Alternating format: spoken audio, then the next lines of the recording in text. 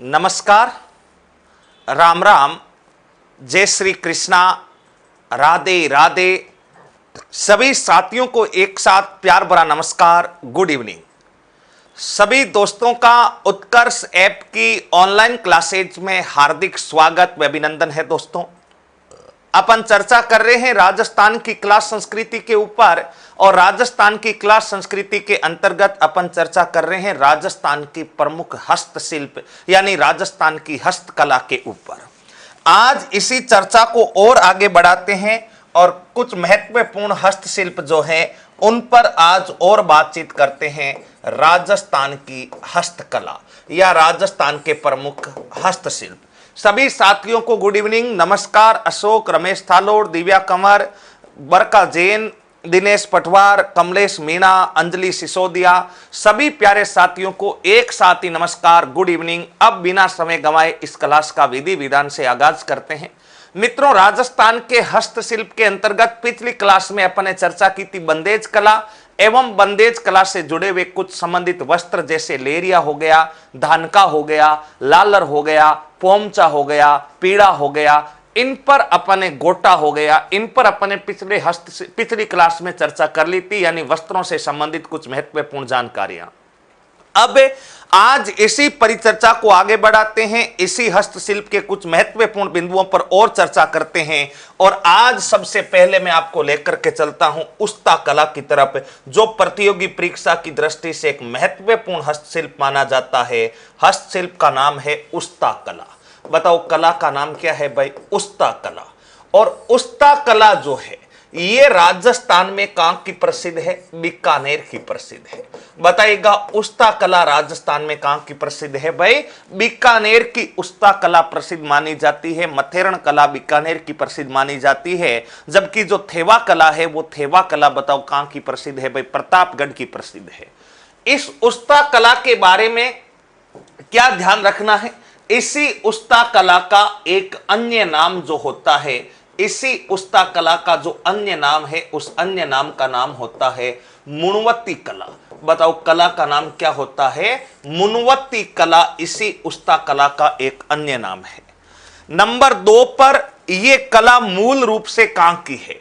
देखो, यह कला मूलतः ईरान की है। ये कला मूलतः बताओ कहां की है? ईरान की है। ईरान के बाद में ध्यान रखना, ये कला आती है लाहौर, और लाहौर से इस कला का आगमन मोहम्मद उस्ता परिवार के द्वारा। बताओ, कौन से परिवार के द्वारा? लाहौर में इस कला के प्रमुख कलाकार हुआ करते थे मोहम्मद उस्ता का पूरा परिवार।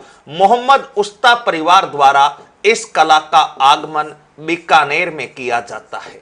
इस कला का आगमन बताओ कहां पर होता है? बीकानेर। और ऐसा कहते हैं कि बीकानेर में जिस समय ये कला अपने चरम पर पहुंची थी, उस समय यहां के शासक हुआ करते थे अनूप सिंह। बताओ, यहां के शासक कौन से सिंह हुआ करते थे? अनूप सिंह। हालांकि कुछ जगह कुछ लोग जो है इसका आगमन राय सिंह के काल में भी मानते हैं, लेकिन इनका जो वास्तविक आगमन या इस कला का जो वास्तविक विकास होता है वो बताओ किसके काल में होता है? अनूप सिंह के काल में होता है। या यूं कह सकता हूं कि बीकानेर में इस कला का स्वर्ण काल, बीकानेर में इस कला का स्वर्ण काल, इस कला का स्वर्ण काल अनूप सिंह का काल कहलाता है। बीकानेर में इस कला का जो स्वर्ण काल है वो स्वर्ण काल बताओ किसका काल कहलाता है? वो कहलाता है अनूप सिंह का काल।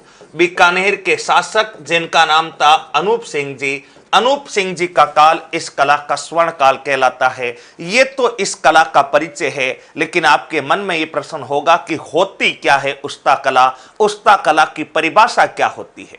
सबसे पहली बात, उस्ता कला बीकानेर की प्रसिद्ध है। उस्ता कला का ही उपनाम मुनवत्ती कला माना जाता है। ये कला मूलतः ईरान लाहौर की प्रसिद्ध है। मोहम्मद उस्ता परिवार द्वारा ये कला बताओ कहां लाई जाती है? लाहौर से बीकानेर। और इस कला का सबसे ज्यादा विकास अनूप सिंह के काल में होने के कारण इस कला का स्वर्ण काल कहलाता है अनूप सिंह का काल, यानी सर्वाधिक विकास हुआ था। उस्ता कला का अर्थ क्या होता है? ऊंट की जो खाल होती है, ऊंट की खाल के ऊपर विभिन्न प्रकार के तेल वेल डाल करके उस ऊंट की खाल को नरम कर दिया जाता है। और नरम करके फिर उस ऊंट की खाल पर विभिन्न प्रकार के चित्र बना करके आकर्षक पात्र बनाए जाते हैं, गेने बनाए जाते हैं, बर्तन बनाए जाते हैं, लैंप बनाए जाते हैं, सुराई बनाई जाती है, कुंपी बनाई जाती है। यानी ऊंट की खाल पर नक्काशी का कार्य, ऊंट की खाल के ऊपर चित्रकारी का कार्य, बताओ कौन सी कला कहलाती है? उस्ता कला कहलाती है। उसे उस्ता यानी ऊंट की खाल, उसको नरम करके उस पर क्या करना? चित्रकारी। आजकल ऊंट के बाल पर भी, कुछ ऊंटों के जो बाल होते हैं उनको गूंथकर उन पर भी हीरे मोती लगा करके कुछ आकर्षक बना दिया जाता है, उसको भी उस्ता कला कह सकते हैं। लेकिन इसकी जो मूल परिभाषा होती है, ऊंट के खाल पर, ऊंट की खाल पर, बताओ किसकी खाल पर भाई?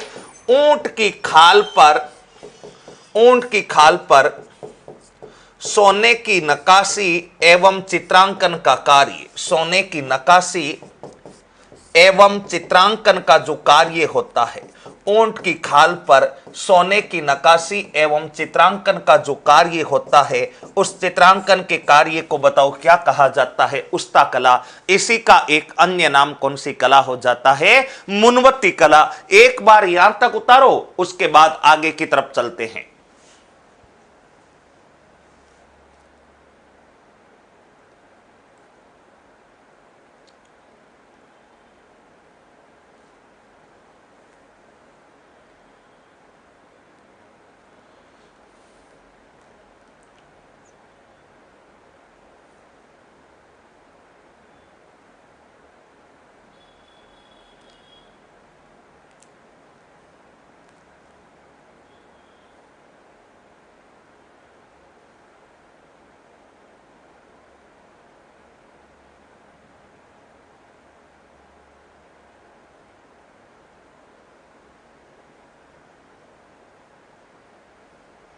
हाँ, ओके, डन, डनाडन।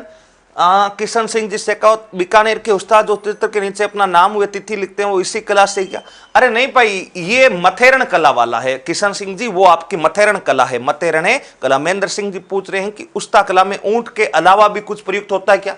देखो, मूल रूप से तो ये कला ऊंट की खाल की कला है, लेकिन जैसे जैसे समय बदलता है थोड़ा बहुत नवाचार होता रहता है, लेकिन मूल रूप से ऊंट की खाल एवं बाल के ऊपर सोने की नक्काशी का कार्य करना उस्ता कला कहलाता है। सर, प्रस्तर कला क्या होती है? प्रस्तर कलाकार तो था पत्थरों पर जो चित्रकारी करना या पत्थरों से कुछ वस्तुएं बनाना, वो होती है प्रस्तर कला। कला के कलाकार, उस्ता कला में ऊंट के अलावा भी इसका प्रयोग होता है क्या? अरे मैंने बता दिया महेंद्र सिंह जी, मूल रूप से ये कला ऊंट की खाल से ही संबंधित है, लेकिन जैसे जैसे नवाचार होगा, गेंडे की खाल पर भी चित्रांकन किया लाल सिंह भाटी ने, दीवारों पर भी चित्रांकन किया है हनीफ उस्ता ने, लेकिन मूल रूप से ये कला बताओ किसकी है? ऊंट की कला है। सत श्री अकाल जी, सत श्री अकाल जी हरविंदर सिंह जी। हाँ, ओके ओके, यहां तक सबने उतार लिया, तो आगे बढ़ते हैं। अब उस्ता कला के बारे में अगला बिंदु अपने को क्या याद रखना है? ये तो उस्ता कला की परिभाषा हो गई। अब इस उस्ता कला को सर्वप्रथम प्रसिद्धि दिलाने का कार्य करने वाले व्यक्ति का नाम क्या था, वो अपने को ध्यान रखना है। एक व्यक्ति जिनका नाम है कादर बख्श। बताओ कौन सा व्यक्ति है? कादर बख्श। और कादर बख्श जो है, ये कादर बख्श, इनके बारे में ध्यान रखना, उस्ता कला को प्रसिद्धि दिलाने वाले, उस्ता कला को प्रसिद्ध करने वाले प्रथम चित्रकार या उस्ता कला को प्रसिद्ध करने का प्रथम प्रयास किसने किया था? कादर बख्श ने। ध्यान रखना, उस्ता कला को सबसे ज्यादा लोकप्रिय तो किया था हिसामुद्दीन उस्ता ने, लेकिन उस्ता कला को प्रसिद्धि कैसे मिले, इसके लिए पहली बार अगर कोई सबसे ज्यादा प्रयास किया जाता है तो वो किया जाता है कादर बख्शी के द्वारा। बताओ किसके द्वारा? कादर बख्शी के द्वारा इसे प्रसिद्धि दिलाने के लिए पहली बार क्या किया जाता है? प्रयास किया जाता है। नेक्स्ट, कादर बख्श के अलावा ध्यान रखना हिसामुद्दीन उस्ता। बताओ हिसामुद्दीन उस्ता। और हिसामुद्दीन उस्ता के लिए कई बार एग्जामों में हमामुद्दीन शब्द का प्रयोग भी कर लिया गया है। तो हिसामुद्दीन उस्ता या हमामुद्दीन उस्ता, ये बताओ कहां के रहने वाले थे? लूणकरणसर तहसील पड़ती है, उसके पास ही कादमलेर गांव पड़ता है। लूणकरणसर तहसील, जिला बीकानेर के रहने वाले थे हिसामुद्दीन जी उस्ता। ये अपने सर्वाधिक प्रसिद्ध कलाकार माने जाते हैं। इस कला के सर्वाधिक प्रसिद्ध कलाकार बताओ कौन माने जाते हैं? ये हिसामुद्दीन जी उस्ता साहब माने जाते हैं। और हिसामुद्दीन उस्ता जो है, इन्हें 1986 में उस्ता कला के लिए एक पुरस्कार दिया जा चुका है। उस पुरस्कार का नाम बताओ कौन सा पुरस्कार है भाई? पद्मश्री पुरस्कार। कौन सा पुरस्कार है? पद्मश्री पुरस्कार। तो ये नंबर 2 पर अपने को ध्यान रखना है। हिसामुद्दीन उस्ता बीकानेर के रहने वाले थे, लेकिन इनको इस उस्ता कला पर आकर्षक कार्य के लिए कौन सा पुरस्कार दिया गया है? पद्मश्री पुरस्कार दिया गया है। नंबर 3 पर अगर आपसे पूछा जाए कि हिसामुद्दीन उस्ता के संदर्भ में और भी बातचीत करेंगे, इन्होंने ध्यान रखना, हिसामुद्दीन उस्ता जो हैं, इन्होंने उस्ता कला के प्रशिक्षण हेतु, उस्ता कला के प्रशिक्षण हेतु, उस्ता कला के प्रशिक्षण हेतु एक ट्रेनिंग सेंटर स्थापित किया था। उसका नाम था camel hair hide training centre. Camel hair, camel, camel यानी ऊंट हो गया, हेयर यानी बाल हो गया, camel hair hide training centre, training centre. इसकी जो स्थापना की जाती है वो की जाती है 1975 में। BKN का अर्थ है बीकानेर में, और इसके प्रथम निदेशक बने थे। बताओ प्रथम निदेशक कौन बने थे भाई? हिसामुद्दीन उस्ता बने थे। यानी इस उस्ता कला के बाकी जो कलाकार हैं उनको आगे किस प्रकार लाया जाए, इस कला का ज्यादा से ज्यादा विकास किस प्रकार से हो, इसके लिए हिसामुद्दीन उस्ता जी के प्रयासों से 1975 में camel hair hide training centre की स्थापना बीकानेर में की जाती है, जिसके पहली बार ये निदेशक बनकर के वहां के कलाकारों को प्रशिक्षित करते हैं। और इस सेंटर से प्रशिक्षण प्राप्त करने वाले प्रथम कलाकार का नाम था असगर अली। बताओ क्या नाम था? असगर अली। तो यहां पर लिख सकते हैं कि प्रथम प्रशिक्षणार्थी, बताओ प्रथम प्रशिक्षणार्थी, प्रथम निदेशक तो हो गए खुद हिसामुद्दीन जी, और प्रथम प्रशिक्षणार्थी कौन थे? तो प्रथम प्रशिक्षणार्थी का नाम था असगर अली। बताओ क्या नाम था? असगर अली। और प्रथम निदेशक खुद बताओ कौन बन गए थे? हिसामुद्दीन उस्ता बन गए थे। यानी केमल हेयर हाइड सेंटर की स्थापना 1975 में उस्ता कला के एक प्रशिक्षण संस्थान के तौर पर होती है। हिसामुद्दीन उस्ता सबसे ज्यादा प्रसिद्ध कलाकार, इन्हें 1986 में पद्मश्री दिया गया था, लेकिन 1988 में इनका निधन हो गया था। और कादर बख्श पहली बार इस कला को लोकप्रिय बनाने का प्रयास करने वाले कलाकार का नाम क्या था? कादर बख्श। एक बार यहां तक उतारो, फिर आगे चलते हैं। भुवनेश, गुरुजी केवल पद्मश्री क्यों देते हैं बेटा? भुवनेश, कोई भी एक क्षेत्र होता है उसमें उल्लेखनीय कार्य करने के कारण पद्मश्री पुरस्कार दिया जाता है। दिनेश गौड़, परचनी आएगी बेटा, परचनी बता रहे हैं दिनेश, थोड़ा सा रुक, परचनी भी आएगी।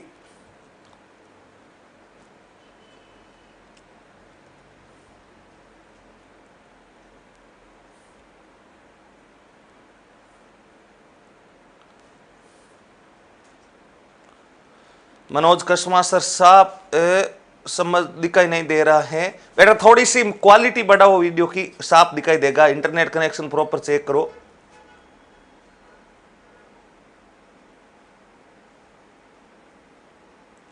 दुलमेरा गांव कतरियासर के नजदीक, बिल्कुल श्रवण कुमार जानी, दुलमेरा गांव था हिसामुद्दीन का, लूणकरण तहसील में है।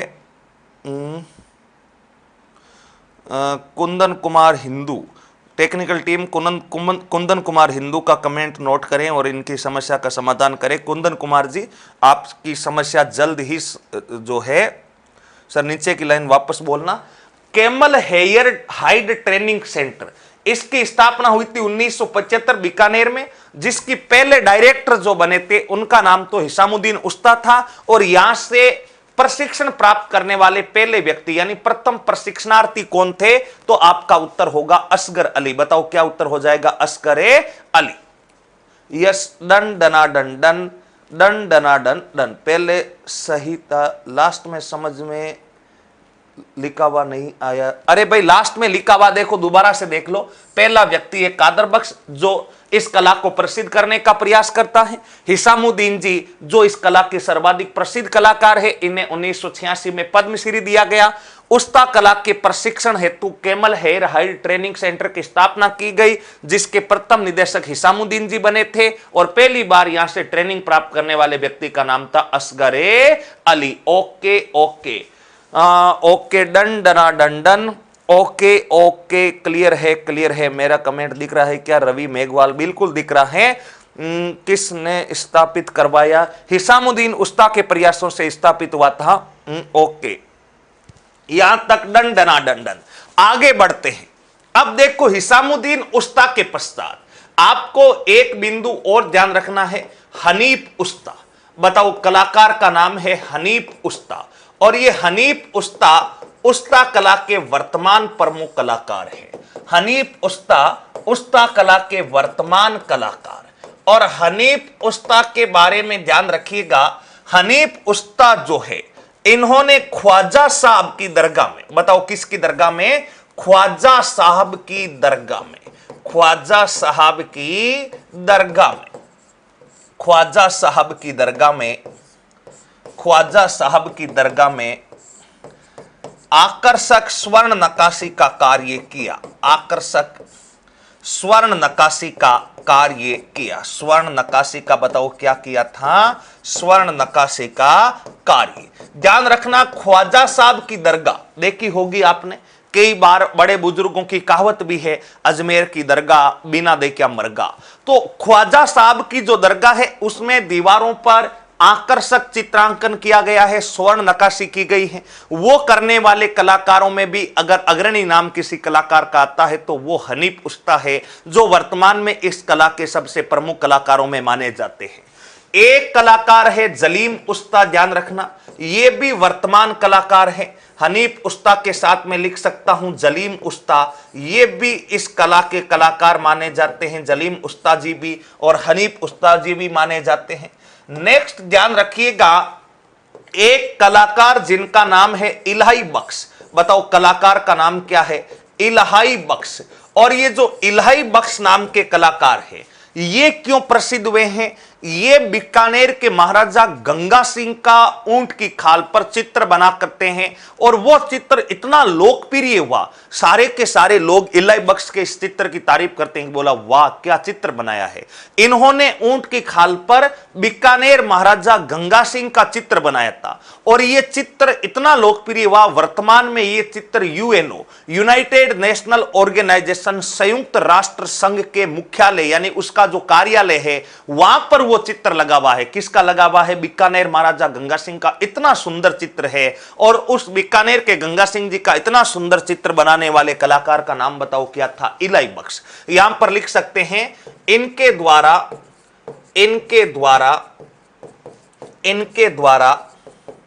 बनाया गया महाराजा गंगा सिंह जी का चित्र, महाराजा गंगा सिंह का चित्र, महाराजा गंगा सिंह का चित्र, बीकानेर महाराजा गंगा सिंह का चित्र वर्तमान में संयुक्त राष्ट्र संघ में लगा हुआ, संयुक्त राष्ट्र संघ में लगा हुआ है। ये भी अपने को ध्यान रखना है। और एक व्यक्ति और ध्यान रखना जिनका नाम है अपने लाल सिंह भाटी। बताओ चित्रकार का नाम क्या है? लाल सिंह भाटी। और लाल सिंह जी भाटी साहब जो है इन्होंने गेंडे की खाल जो होती है, गेंडे की खाल पर चित्रांकन का कार्य। आप कह रहे थे ना कि उस्ता कला गुरुजी केवल ऊंट की खाल पर ही होती है क्या? मैंने कहा कि ये उस्ता कला मूलतः ऊंट की खाल पर ही होती थी, लेकिन जैसे जैसे समय बदलता है हर चीज में परिवर्तन आना जरूरी है, और जो परिवर्तन नहीं करता वो एक समय पर जाकर के स्थिर हो जाता है, वो व्यक्ति कभी अपने विकास नहीं कर पाता।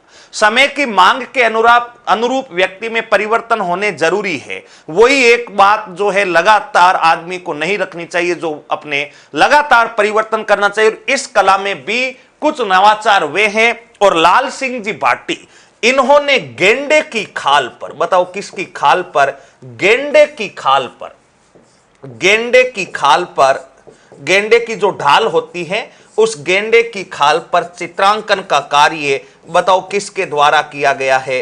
लाल सिंह जी भाटी साहब के द्वारा किया गया है। तो ये कुछ महत्वपूर्ण बिंदु अपने को उस्ता कला के बारे में ध्यान रखना कि वर्तमान कलाकार हनीफ उस्ता और उनके साथ में जलीम उस्ता, बीकानेर महाराजा गंगा सिंह का जो आकर्षक चित्र बनाया गया है वो बनाया गया है इलय बख्श द्वारा। और गेंडे की खाल पर चित्रांकन का श्रेय किसको जाता है? लाल सिंह भाटी जी को जाता है। फटाफट उतारो, फिर आगे चलते हैं।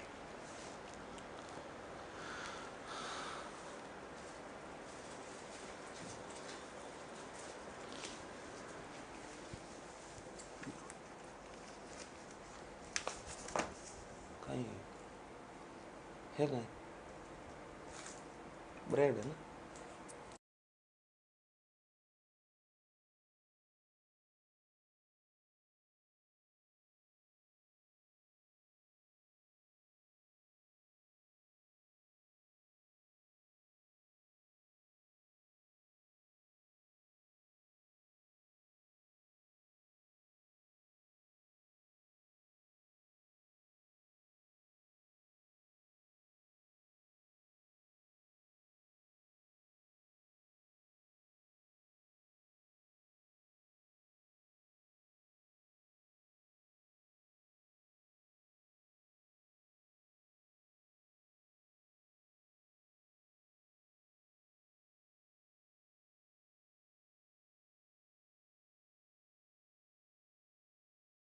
डन डना डन डन सर साथ लिख लेते हैं।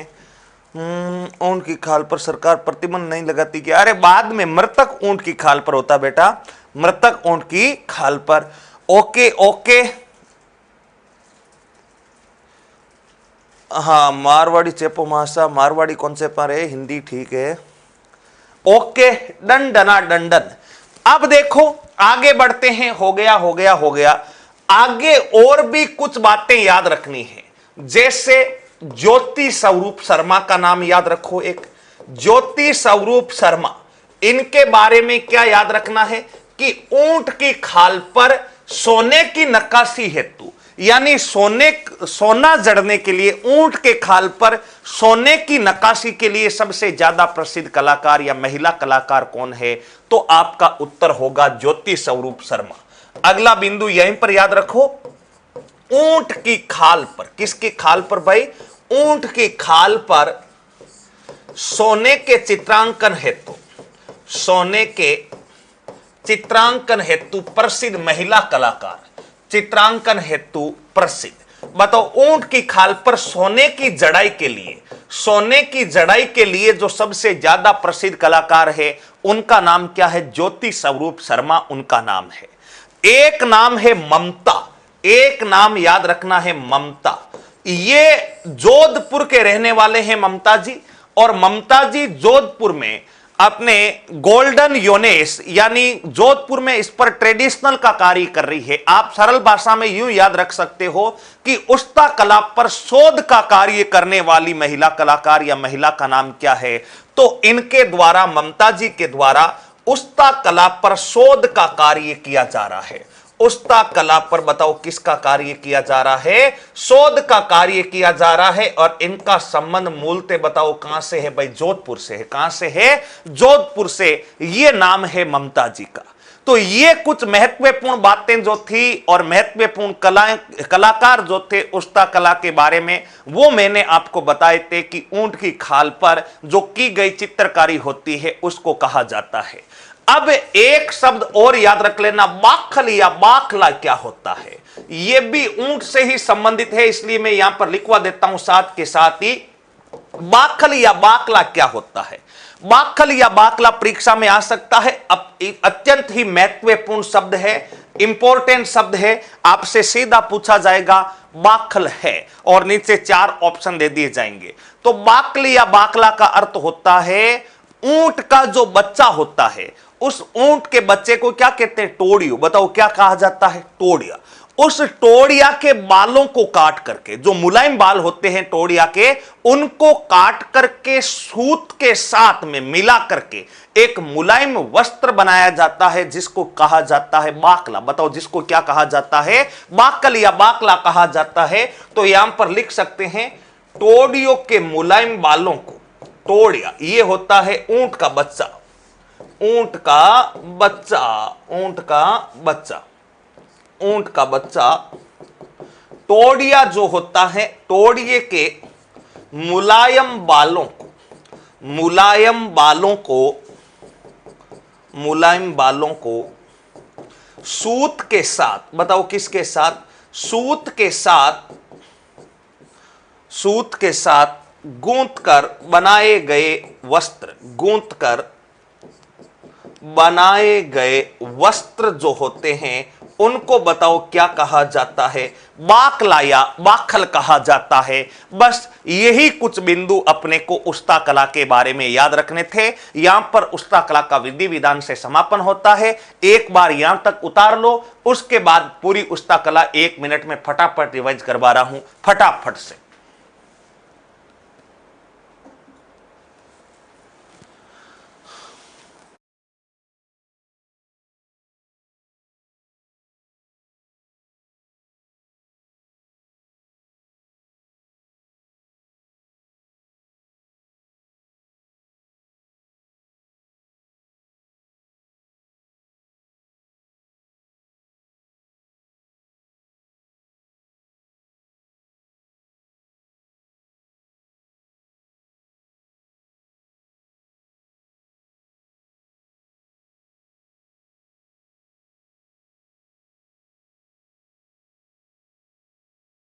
अमन पटीदार, मुस्कान अरोड़ा, एमआर अभिषेक। अब उस्ता कला को दोबारा मैं फटाफट से रिवाइज करवा रहा हूं, साथ के साथ ही बिना कोई कमेंट किए 2 मिनट फटाफट सुन लो ताकि उस्ता कला याद हो जाए। साथ के साथ ही उस्ता कला, ऊ से उस्ता, ऊ से ऊंट, यानी ऊंट की जो खाल होती है उस पर चित्रांकन करने की कला उस्ता कला कहलाती है। यह कला मूल रूप से ईरान की प्रसिद्ध है। ये कला ईरान से लाहौर आई, लाहौर से इस कला को बीकानेर लेकर आए थे मोहम्मद उस्ता परिवार। मोहम्मद उस्ता परिवार द्वारा लाई गई इस कला का सबसे ज्यादा विकास बीकानेर में होता है, बीकानेर शासक अनूप सिंह जी के काल में। इस कारण अनूप सिंह जी का काल इस कला का स्वर्ण काल माना जाता है। इस उस्ता कला के कई प्रसिद्ध कलाकार रहे हैं, उनमें से एक प्रमुख कलाकार रहे हैं कादर बख्श, जिन्होंने पहली बार इस कला को प्रसिद्धि दिलाने का प्रयास किया था। उनका नाम है कादर बख्श। लेकिन इस कला के पद्मश्री प्राप्त कलाकार का नाम था हिसामुद्दीन उस्ता, जिन्हें 1986 में उस्ता कला के क्षेत्र में उल्लेखनीय कार्य करने के कारण पद्मश्री से नवाजा गया था। हिसामुद्दीन जी उस्ता बीकानेर के ही रहने वाले थे। लुणकरणसर के पास में गांव पड़ता है इनका, कतरियासर बीकानेर के थोड़ा सा आगे की तरफ है, वहां के रहने वाले थे। और इन्होंने इस कला के विकास के लिए किस प्रकार से नए कलाकार इस कला से जुड़े, इस कला के बारे में जाने, इसके लिए एक संस्थान स्थापित किया जिसका नाम था camel hair hide training centre 1975 Bikaner. और उस सेंटर के पहले निदेशक खुद हिसामुद्दीन जी उस्ता बनते हैं। और वहां से पहली बार प्रशिक्षण प्राप्त करने वाले कलाकार का नाम बताओ क्या था? असगर अली वहां से प्रथम प्रशिक्षणार्थी के तौर पर बाहर निकले थे। मित्रों, उसके बाद मैंने अन्य कलाकारों पर जिक्र किया। मैंने कहा कि वर्तमान में अगर मैं बात करूं इस कला की सबसे बेहतरीन कलाकारों में, तो हनीफ जी उस्ता का नाम सबसे सामने आता है। और हनीफ जी उस्ता ने ख्वाजा साहब की दरगाह अजमेर में अपने स्वर्ण नक्काशी का कार्य किया था। जलीम उस्ता भी वर्तमान में इस कला के लिए कुछ विशेष कार्य कर रहे हैं। उसके अलावा मैंने आपको नाम बताया ज्योति स्वरूप शर्मा, जो कि ऊंट की खाल पर सोने के कार्य के लिए जानी जाती है। मैंने नाम बताया ममता, जो उस्ता कला के प्राचीन समय में कैसे कैसे विकास हुआ उस पर शोध का कार्य कर रही है। इसके अलावा मैंने आपको बताया लाल सिंह जी भाटी साहब जो है वो गेंडे की खाल की जो ढाल होती है उस पर चित्रांकन का कार्य किया। अगर एएच मुल्लर की बात करें तो आपसे पूछ ले कि इस कला के विदेशी कलाकार कौन है, तो इस उस्ता कला के विदेशी कलाकार का नाम है एएच मुल्लर। और ये एएच मुल्लर मूल रूप से बताओ कहां के कलाकार है? एएच मुल्लर जो है मूल रूप से जर्मनी के कलाकार है और इस कला के विदेशी कलाकार माने जाते हैं। इसके अलावा अपन ने बात की थी इलाही बख्श की, और इलाही बख्श जो है इन्होंने बीकानेर महाराजा गंगा सिंह का चित्र बनाया जो कि वर्तमान में संयुक्त राष्ट्र संघ के मुख्यालय में लगा हुआ है। बड़ा आकर्षक चित्र है। और उसके बाद अपन ने की थी बात की बाखला क्या होता है। ऊंट का जो बच्चा होता है जिसे अपन टोड़ियो कहते हैं, उसके जो मुलायम बाल होते हैं उन मुलायम बालों के साथ में सूत के जो धागे होते हैं, सूत के धागों को गूंथ करके जो बनाया गया वस्त्र होता है उसको बताओ क्या कहा जाता है? बाकला या भाकल कहा जाता है। तो ये कुछ महत्वपूर्ण बातें हुई अपने राजस्थान में उस्ता कला से संबंधित।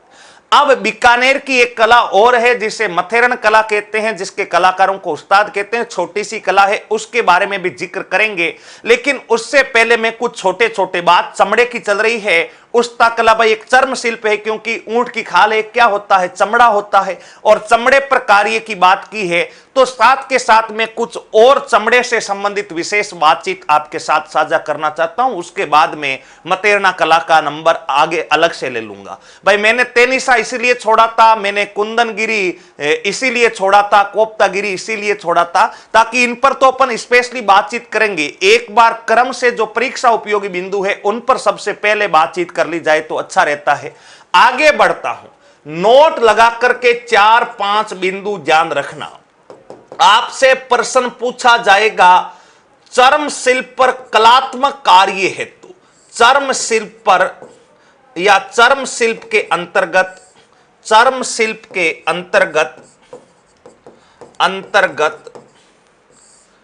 कलात्मक कार्य हेतु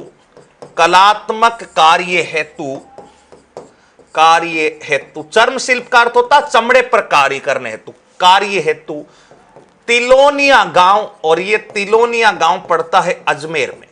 तिलोनिया गांव अजमेर विख्यात है। तिलोनिया गांव अजमेर बताओ क्या है भाई? विख्यात।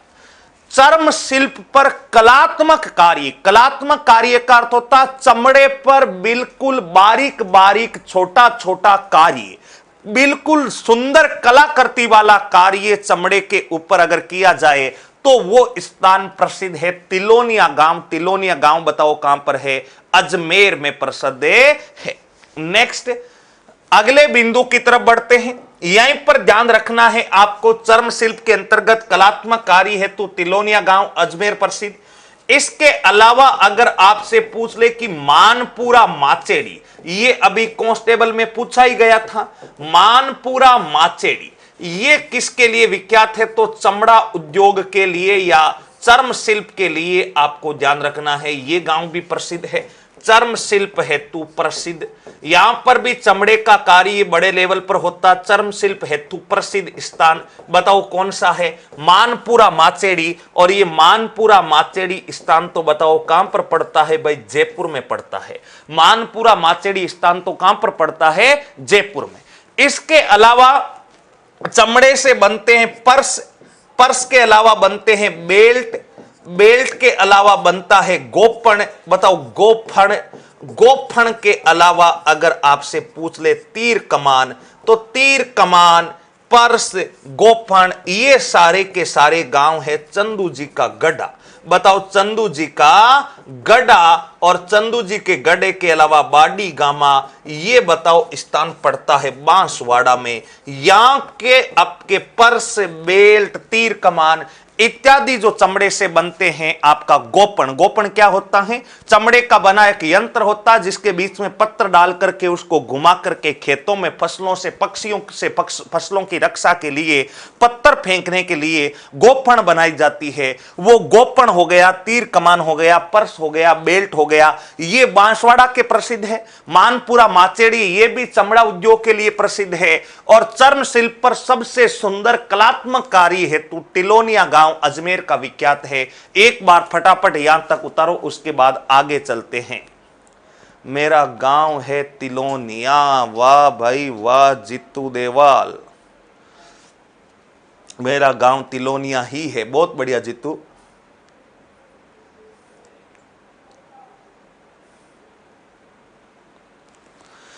पर्स, बेल्ट, गोपण, तीर कमान, चंदू जी का गड़ा, बाडी गामा, ये पड़ता है बांसवाड़ा। विपिन का कमेंट चला गया जल्दी से ऊपर। विपिन आपका कमेंट क्या है इस पर नजर गई थी, लेकिन तब तक सैकड़ों कमेंट आ जाते हैं, हजारों कमेंट आते हैं। गुलेल क्या होता है?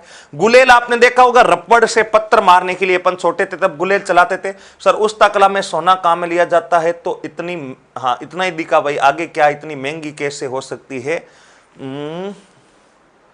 गुरुजी दूसरा गांव कौन सा है लास्ट में? बाडी गामा, बोडी गामा, बाडी गामा, मोहनलाल जी बाडी गामा बांसवाड़ा। चंदू जी के देखो, चंदू जी का गड़ा और बाडी गामा, देखो राइटिंग से लिख देता हूं भाई, बाडी गामा ये पड़ता है बांसवाड़ा में। बताओ कहां पर पड़ता है? बांसवाड़ा में। मेरा गांव बाडी गामा है सर। बहुत बढ़िया बहुत बढ़िया। यहां पर आप सब प्रत्येक गांव, प्रत्येक ढाणी ढाणी तक, क्योंकि अब हर घर उत्कर्ष, तो प्रत्येक ढाणी ढाणी तक गांव के अंतिम छोर पर बैठे प्रत्येक विद्यार्थी के पास में उत्कर्ष का साथ मिला हुआ है। सब उत्कर्ष के साथ जुड़े हुए हैं, बड़े प्रेम से जुड़े हुए हैं। हाँ सर मुझे गोपन चलाना आता है, तो इससे सबसे महंगी हस्तशिल्प कह सकते हैं क्या? अच्छा, विपिन जी का कमेंट ये था कि सर इसमें सोना काम में लेते हैं तो इसे सबसे महंगी हस्तशिल्प कह सकते हैं क्या? कह तो सकते हैं बेटा, लेकिन प्रत्येक हस्तशिल्प में सोना काम में नहीं लेते। कभी कभार बारीक सोने का काम किया जाता है, ज्यादा नहीं है। अमृत तिवारी मैं गोपन से निशाना लगा सकता हूं। Okay okay. बाडी गामा डूंगरपुर में नहीं है क्या? बाडी गामा तो डूंगरपुर में, लेकिन चंदू जी का गड़ा बताओ कहां पर है? बांसवाड़ा में है। ओके सर हम चंदू जी के गड़ा के ही हैं। बहुत बढ़िया बहुत ही बढ़िया। हम देखो प्रत्येक गांव का नाम आ रहा है भाई, प्रत्येक गांव का, यहां तक डन डना डन डन, डन डना डने डन। तो अब आगे बढ़ते हैं। ये तो वह राजस्थान में कुछ चर्म शिल्प की महत्वपूर्ण बातें। इसी बातचीत को आगे बढ़ाते हैं और बातचीत को आगे बढ़ाते हुए अपन चर्चा करते हैं थेवा कला के ऊपर। बताओ अगली जो कला है उस कला का नाम बताओ, कौन सी कला है भाई? थेवा कला। और थेवा कला राजस्थान में बताओ कहां की प्रसिद्ध है? थेवा कला राजस्थान में प्रतापगढ़ की प्रसिद्ध है। राजस्थान में थेवा कला का संबंध कहां से है? दंडना डंडन। चंदू जी का गड़ा तीर कमान के लिए प्रसिद्ध है। बिल्कुल चंदू जी का गड़ा तीर कमान के लिए प्रसिद्ध है। गोल क्या है? अरे तो भाई मैंने यही तो लिखा है कि पर्स, बेल्ट, गोपण, तीर कमान ये चंदू जी का गड़ा और बाडी गामा बांसवाड़ा का प्रसिद्ध है। ओके आगे बढ़ते हैं, अगले बिंदु की तरफ बढ़ो भाई। थेवा कला, थेवा कला बताओ कहां पर पड़ता है? प्रतापगढ़ में पड़ता है। थेवा कला कहां की प्रसिद्ध है? प्रतापगढ़। देखो थेवा कला दो शब्दों से इस शब्द का निर्माण हुआ है। ध्यान से समझना इस कला को। जिस समय समझा रहा हूं उस समय आप केवल समझने पर ध्यान दें। जिस समय आप उतार रहे हैं उस समय अगर आपकी कोई जिज्ञासा है तो आप पूछेंगे तो निश्चित रूप से उसका समाधान होगा। और आप जिस समय मैं समझा रहा हूं उस समय कमेंट डालेंगे तो फिर मैं आपके कमेंट पर मेरी नजर ही नहीं जा पाएगी, इसलिए आपकी जिज्ञासा भी शांत नहीं होगी और आप अच्छी तरीके से समझ भी नहीं पाओगे। इसलिए जिस समय समझाया जा रहा उस समय आराम से समझे तसल्ली से। फिर भी 100%, 100 में से 95 विद्यार्थियों के पास में फिर जिज्ञासा बचती नहीं है। फिर भी अगर कोई आड़ा टेढ़ा सवाल आ जाता है कि गुरुजी ऐसा कैसे हुआ, तो वो जिस समय आप लिख रहे हैं उस समय कमेंट में डालेंगे तो मेरे पास आपका कमेंट भी नजर पड़ पाएगी, नहीं तो कमेंट चल जाएगा, उसका कोई औचित्य नहीं रहेगा। तो जिस समय आप लिख रहे होते हैं उसी समय अगर आप अपना कमेंट डालेंगे तो उस समय मेरी नजर भी जाएगी और आपके प्रश्न का उत्तर भी आपको मिल पाएगा। तो थेवा कला, यहां पर देखो थेवा कला जो है इसमें एक तो थे शब्द है और एक वा शब्द है। इस थे का अर्थ होता है थारना, थे का अर्थ क्या होता है थारना, और इस वा का अर्थ होता है वाडा। यानी ये थेवा कला दो शब्दों से मिलकर के बनी है, जहां पर थे का अर्थ तो है थारना और वा का अर्थ बताओ क्या है, वाडा है। अगला बिंदु यहां पर ध्यान रखो, थेवा कला की परिभाषा क्या होती है, फिर देखेंगे कि थारना और वाडा क्या होता है। थेवा कला की परिभाषा होती है मुख्यतः हरे रंग के कांच पर, मुख्यतः हरे रंग के कांच पर। बताओ किस रंग के कांच पर, हरे रंग के कांच पर, हरे रंग के कांच पर।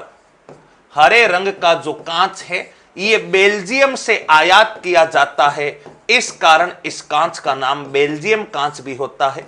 हरे रंग के कांच यानी बेल्जियम कांच पर, बेल्जियम कांच पर सोने की नक्काशी का कार्य, सोने की नक्काशी का कार्य, सोने की नक्काशी का कार्य बताओ क्या कहलाता है, सोने की नक्काशी का कार्य थेवा कला कहलाता है।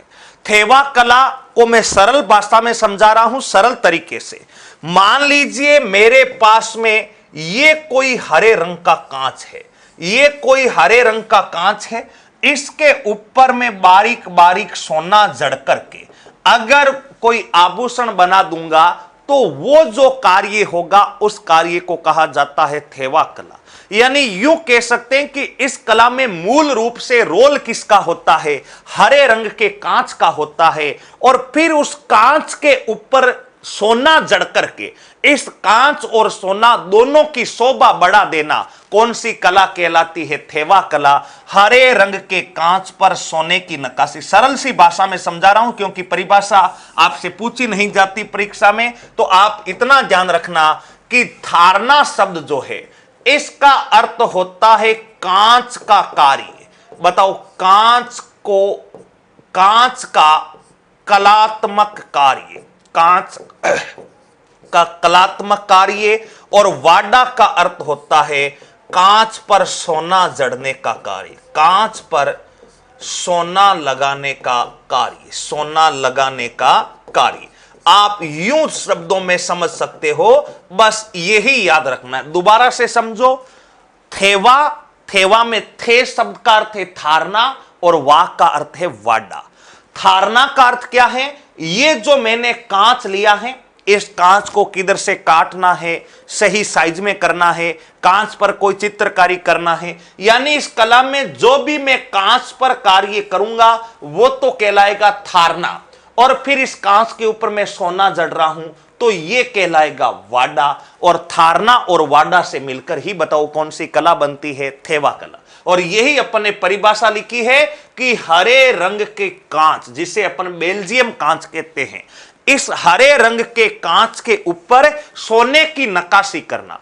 तो पहले तो भाई कांच को सही करेंगे और उसके बाद उस पर सोना जड़ेंगे, या सीधा जैसे ही कांच आया उस पर सोना लगा देंगे? नहीं, पहले कांच को काटेंगे, साइज सही करेंगे, तो जो कांच का कार्य करेंगे उसको तो थारना कह देंगे, और कांच एकदम सही अवस्था में आने के बाद उस पर सोना लगाने का जो कार्य करेंगे उसको वाडा कह देंगे। यानी हरे रंग के कांच पर सोने की नक्काशी का कार्य कौन सी कला कहलाती है, थेवा कला। और यह थेवा कला कहां की प्रसिद्ध है, प्रतापगढ़ पर। सर सोने पर कांच तो जड़ा जाता है लेकिन कांच पर सोना कैसे जड़ा जाता, यह बड़ा अच्छा प्रश्न है, इसको भी बताएंगे। आगे बढ़ो, थेवा कला के बारे में अगला बिंदु, थेवा कला के बारे में, इस कला की शुरुआत, इस कला के जनक, इस कला के जनक नाथूजी सोनी को माना जाता।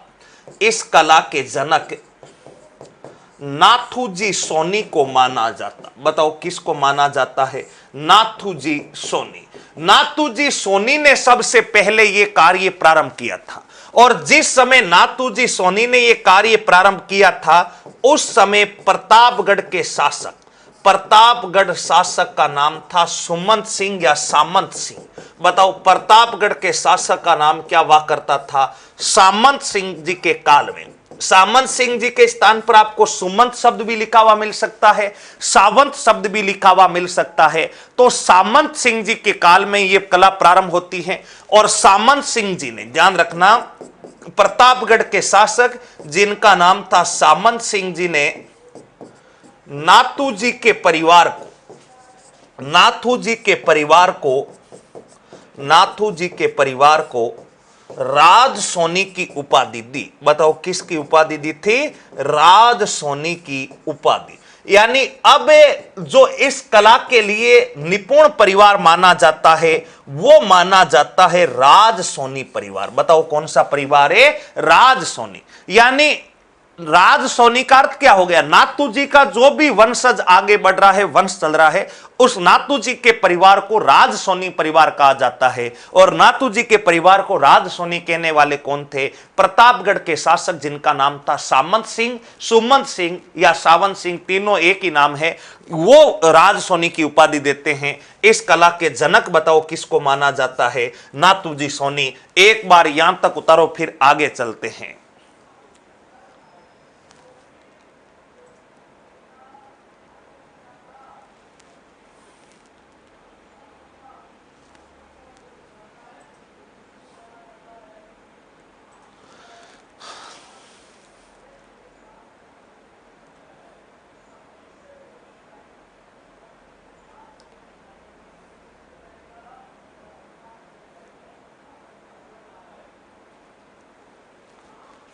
ओके ओके, रविंदर पटवारी के लिए एनप है ना? हाँ बिल्कुल रविंदर जी, पटवारी के लिए एनप है। फिर भी आप साथ के साथ कुछ मानक पुस्तकों को पढ़ते रहें ताकि आपको पूर्ण रूप से कॉन्फिडेंस रहे। इसके अलावा नेहा चौधरी सर, थेवा कला को कमरे की कला भी कहते हैं। अरे देखो, ऐसे तो मैं हजारों नाम बना दूं उपनाम, लेकिन परीक्षा में आने योग्य ये कोई बिंदु नहीं होता। कमरे की कला कहते हैं इसे, फला कला, क्योंकि ये अपने मन गढ़ंत बिंदु होते हैं। परीक्षा में वही प्रश्न आते हैं जिनके पीछे कोई कारण होता है, ध्यान रखना। ऐसे इसको लंबा चौड़ा करने के लिए मैं चाहूं तो 1 घंटे तक थेवा कला की हजारों बातें बता दूं, लेकिन अपने को परीक्षा पास करनी है। ज्यादा पढ़ना यानी जो परीक्षा उपयोगी नहीं है उस मैटर पर चर्चा करने का कोई औचित्य नहीं है। अब देखो पूछ रहे हैं सर खाना खा लिए क्या? खा लेंगे, चिंता मत करो सर। चर्म शिल्पकार चमड़ा होता है ना? बिल्कुल होता है। थेवा कला का जीआई टैग बिल्कुल आएगा। जीआई टैग थेवा कला के अलावा भी कई कलाओं को मिला है, सब आएगा। हाँ सर, देवताओं की चिकित्सा, बिल्कुल देवताओं की चिकित्सा पर भी बातचीत करेंगे। फटाफट से उतारो भाई थेवा कला।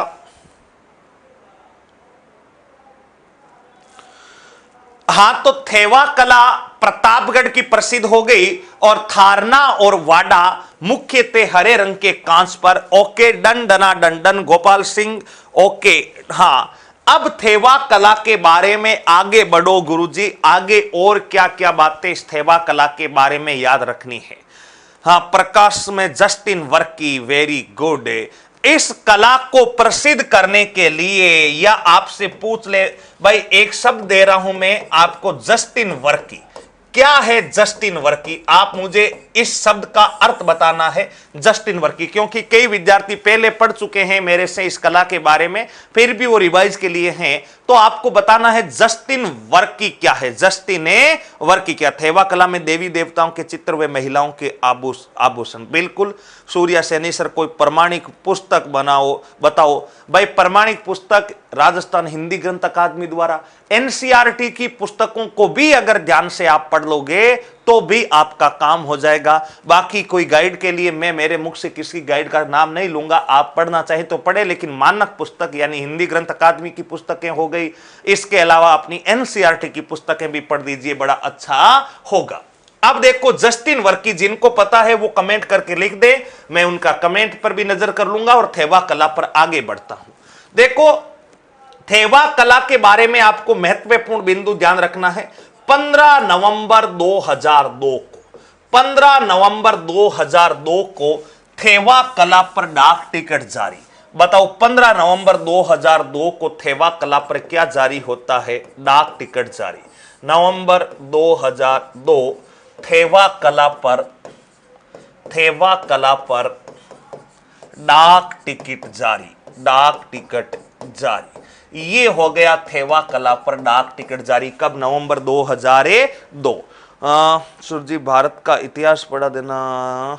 अरे भारत का इतिहास कहाँ, राजस्थान तो पूरा होने दे सर। एनसीईआरटी में इतना डिटेल में नहीं है, कोई बात नहीं, एक बार आप उसको पढ़े, इंटरनेशनल लेवल पर फेमस। सर नेक्स्ट चैप्टर कौन सा होगा, देखेंगे नेक्स्ट चैप्टर, प्रकाश में लाने का सर है। बिल्कुल ध्यान रखना, नवंबर 2002 में इस कला पर डाक टिकट जारी हुआ। नेक्स्ट, थेवा कला प्रशिक्षण संस्थान, थेवा कला प्रशिक्षण संस्थान, थेवा कला प्रशिक्षण संस्थान, यानी थेवा कला के कलाकारों को प्रशिक्षण देने के लिए यह प्रशिक्षण संस्थान स्थापित किया गया प्रतापगढ़ में। और थेवा कला प्रशिक्षण संस्थान प्रतापगढ़ में कब स्थापित किया गया, 2004 में स्थापित किया गया। बताओ कब स्थापित किया गया था, 2004 में स्थापित किया गया था। नेक्स्ट, अगला बिंदु ध्यान रखना, पद्मश्री प्राप्त पुरस्कार कौन थे, महेश विजयराज सोनी। थेवा कला के लिए पद्मश्री किसे मिला, फटाफट से बताओ, थेवा कला के लिए पद्मश्री पुरस्कार किसे मिला और कब मिला, दोनों लिखना है। थेवा कला के लिए पद्मश्री पुरस्कार, चलो मैं बता देता हूं, महेश विजयराज जी को मिला था, लेकिन कब मिला था यह सन आपको बतानी है भाई, मुझे नहीं पता। और थेवा कला का वर्तमान कलाकार, अगर आपसे पूछा जाए कि थेवा कला का वर्तमान प्रमुख कलाकार कौन है, थेवा कला का वर्तमान प्रमुख कलाकार, तो थेवा कला का वर्तमान प्रमुख कलाकार है गिरीश कुमार। बताओ वर्तमान में इस कला के जो प्रमुख कलाकार है उनका नाम है Girish Kumar. Sir ji 9th 10th 11th 12th, Yogesh Yadav 9th 10th 11th 12, 2015 2014 2015 to the exam point, बिल्कुल महेश राज सोनी, बिल्कुल सही है, महेश राज सोनी 2015, बिल्कुल वेरी गुड। सारे के सारे विद्यार्थी बड़े इंटेलिजेंट हैं। तो गिरीश कुमार ये है वर्तमान कलाकार, और महेश राज सोनी को 2015 में बताओ कौन सा पुरस्कार मिलता है भाई, पद्मश्री मिलता है। तो ये कुछ थेवा कला के बारे में जो सीधे सीधे बिंदु थे उनका ध्यान रखना। नवंबर 2002 में थेवा कला पर डाक टिकट जारी, थेवा कला प्रशिक्षण संस्थान प्रतापगढ़ में 2004 में स्थापित किया गया। थेवा कला के लिए पद्मश्री मिला महेश विजयराज। हालांकि इससे पहले कई कलाकार हैं, राम प्रसाद जी सोनी जिनको राष्ट्रपति से पुरस्कार मिल चुका है, और भी कई कलाकार हैं जो राष्ट्रपति अवार्ड सम्मानित है। लेकिन जो लेटेस्ट में अगर बात करें तो महेश विजयराज जी है, और वर्तमान में जो सबसे प्रमुख कलाकार है उनका नाम है गिरीश कुमार। अब मैं बात करता हूं जस्टिन वर्की की। जस्टिन वर्की, ध्यान रखना, जस्टिन वर्की, इस कला को अंतरराष्ट्रीय स्तर पर पहचान दिलाने का श्रेय, यहां पर मैं एक बिंदु लिख रहा हूं, इस कला को प्रकाश में लाकर अंतरराष्ट्रीय ख्याति दिलवाने का श्रेय, अंतरराष्ट्रीय ख्याति दिलवाने का श्रेय, ख्याति दिलवाने का जो श्रेय जाता है वो बताओ किसको जाता है, जस्टिन वर्की को जाता है। ध्यान रखना, नवंबर 2002 में थेवा कला पर डाक टिकट जारी होता है। एक बार यहां तक उतारो, फिर आगे चलते हैं।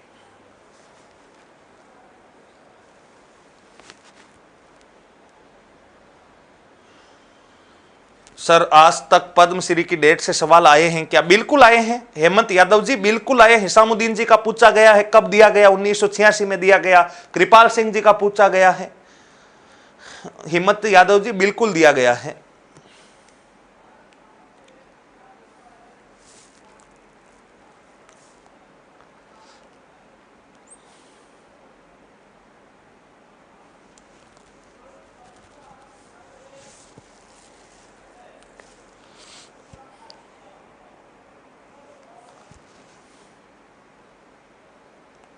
सगुन मेरा वाला क्वेश्चन बता बेटा। क्या सुगन क्या पूछ रहे हो तुम, बताओ, कमेंट डालो।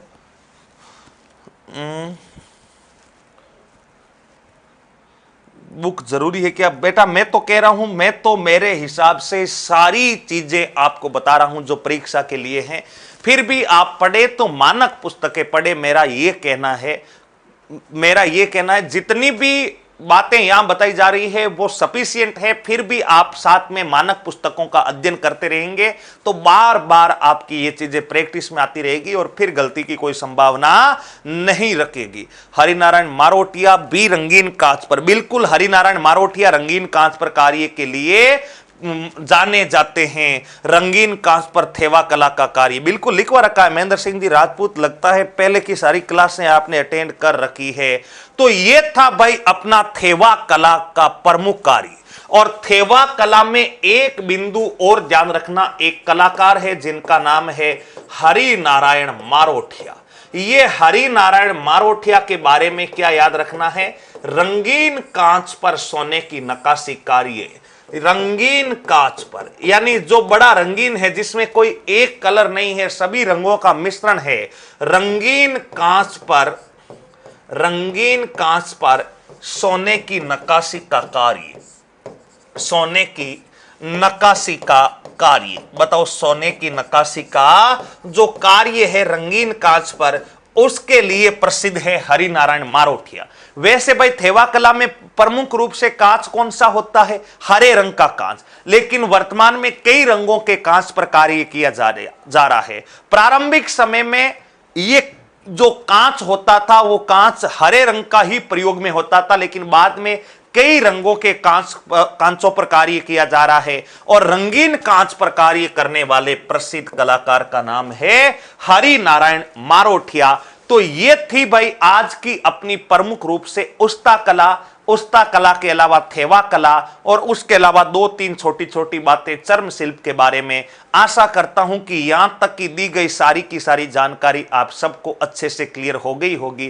बाकी बची कलाओं के बारे में और बाकी बचे हस्तशिल्प के बारे में अपन चर्चा करेंगे फिर अगली क्लास में। तब तक के लिए आज आपसे विदा लेते हैं, फिर मिलेंगे अगली क्लास में। तब तक के लिए आप सभी प्यारे साथियों को मेरा प्यार भरा नमस्कार, सादर वंदे, राम राम।